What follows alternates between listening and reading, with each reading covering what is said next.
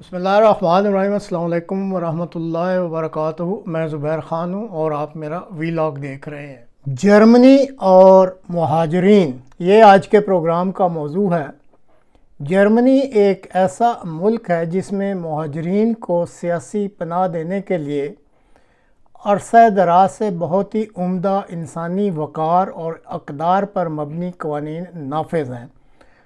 اور یہ مغربی یورپ کا واحد ملک ہے جس نے پورے یورپ میں سب سے بڑی تعداد میں مہاجرین کو پناہ دے رکھی ہے۔ ایک اندازے کے مطابق جرمنی میں پناہ گزین ان مہاجرین کی تعداد تقریباً 2 ملین بنتی ہے، جو دنیا بھر کے بکھرے ہوئے مہاجرین کی تعداد کا تقریباً 7% ہے۔ ماضی قریب میں جرمنی ہی وہ واحد ملک تھا جس نے شام اور یوکرائن کے لاکھوں مہاجرین کو ابھی تک اپنے میں سمو کر رکھا ہوا ہے۔ مہاجرین کی اتنی بڑی تعداد جہاں جرمنی کو ایک ملٹی کلچرل ملک بنانے میں مدد کر رہی ہے، وہاں اس کی اکانومی میں بھی بہت عمدہ قسم کا کردار ادا کر رہی ہے۔ تاہم بعض ممالک کے مہاجرین چونکہ اپنی تعلیم، تہذیب اور کلچر کی وجہ سے جرمنی کے سخت قوانین برداشت نہیں کر پاتے، اس لیے وہ اس عمدہ معاشرے میں مشکلات بھی پیدا کرتے رہتے ہیں۔ مشکلات پیدا کرنے والے مہاجرین کی تعداد گو آٹے میں نمک کے برابر ہی ہوتی ہے، لیکن پھر بھی سیاسی فوائد حاصل کرنے کے لیے بعض سیاسی پارٹیوں کے عناصر مہاجرین کی طرف سے پیدا کی گئی ان مشکلات کو بنیاد بنا کر ملک کی سیاسی فضا کو خاصا مسموم اور زہر آلود کیے رکھتے ہیں۔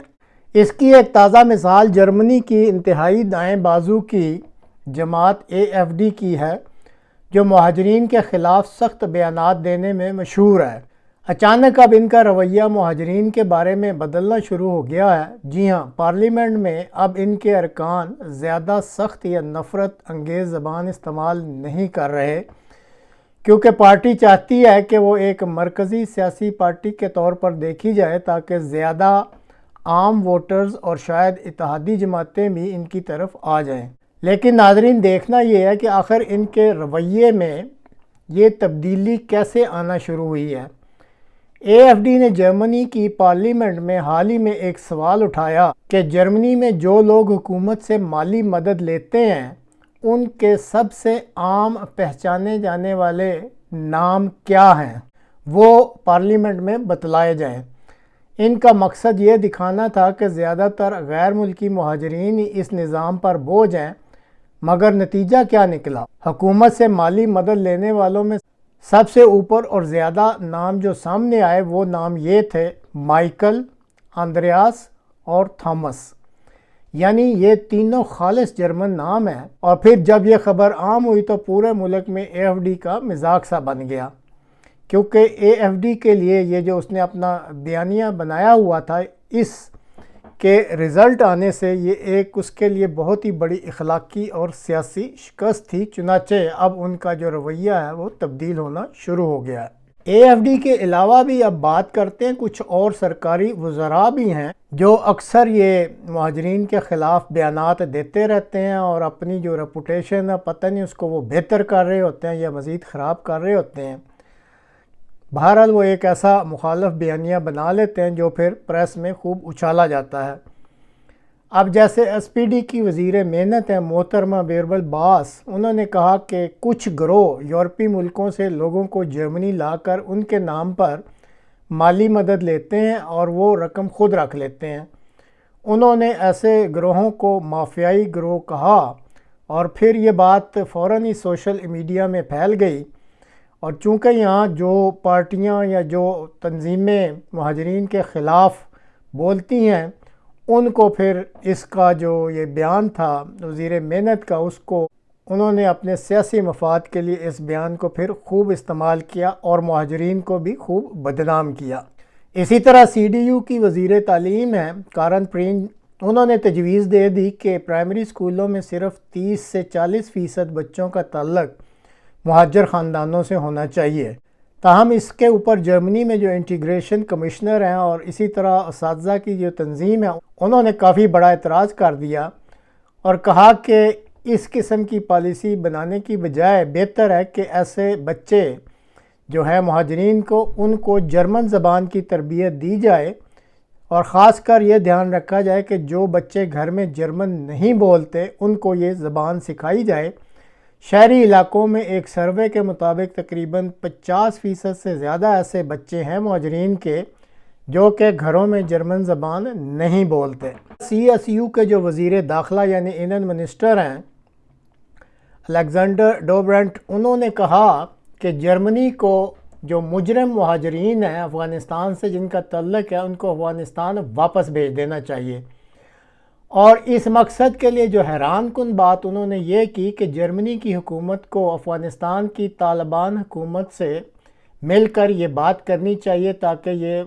ایک انتظام کے تحت ایسے مجرم مہاجرین کو واپس افغانستان بھیجا جا سکے۔ اب جو حیرانی والی بات یہ ہے کہ وہ افغانستان کی طالبان حکومت سے بات کرنے کی جو ہے وہ تجویز دے رہے ہیں، لیکن دوسری طرف جرمنی وہ ملک ہے جس نے طالبان کی حکومت کو تسلیم ہی نہیں کیا ہوا، اور نہ ہی اس کے کوئی یعنی جرمنی کے افغانستان سے کوئی سفارتی تعلقات ہیں۔ اب دیکھتے ہیں کہ آگے پھر یہ کون سا قدم اٹھاتے ہیں، کیا افغانستان میں طالبان کی حکومت کو جرمنی تسلیم کرتا ہے یا نہیں، یا کوئی اور صورت کسی تیسرے ملک کی مدد سے یہ بات چیت کو آگے چلاتے ہیں۔ تو ناظرین، مہاجرین کے سیاسی مسائل کے ساتھ ساتھ اب ایک اور مسئلہ بھی جو ہے وہ جرمنی میں شروع ہو گیا ہے، اور وہ ہے سرحدی کنٹرول کا مسئلہ۔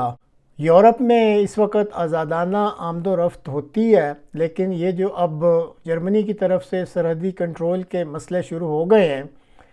اس کی وجہ سے یورپ میں یہ جو آزادانہ آمد و رفت کا ماحول ہے، یا یہ جو آزادانہ آمد و رفت کا ماحول ہے، یا یہ جو سرگرمیاں جاری ہیں آزادانہ طریق سے، اب اس کا مستقبل بہرحال خطرے میں جاتا دکھائی دے رہا ہے۔ جرمنی نے حال ہی میں تمام ملکوں کے ساتھ اپنی سرحدوں پر کنٹرول کو سخت کیا، اور خاص طور پر پولینڈ کے ساتھ جرمنی نے جو ہے وہ بہت سختی شروع کر دی ہے۔ اس کے جواب میں اب پولینڈ نے بھی جرمنی اور لتھوانیا کے ساتھ اپنی جو سرحدیں ہیں ان کی چیکنگ شروع کر کے بہت سخت کنٹرول جو ہے وہ لاگو کر دیا اپنے بارڈرز پر۔ بعض ماہرین کہتے ہیں کہ بظاہر تو یہ ایک چھوٹا سا قدم لگتا ہے،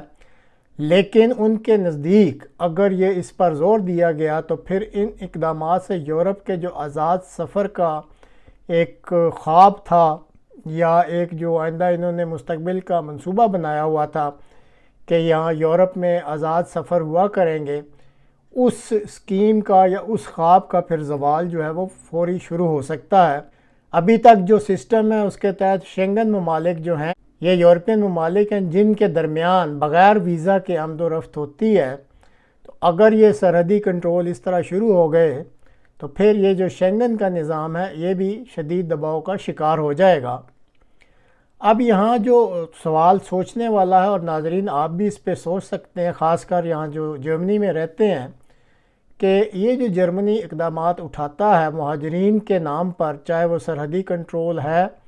یا پھر جرمن پارلیمنٹ میں یہ جو نکات اٹھائے جاتے ہیں، کیا واقعی جرمنی جو ہے جو اپنا نافذ العمل سسٹم ہے اس میں کوئی بہتری چاہتا ہے،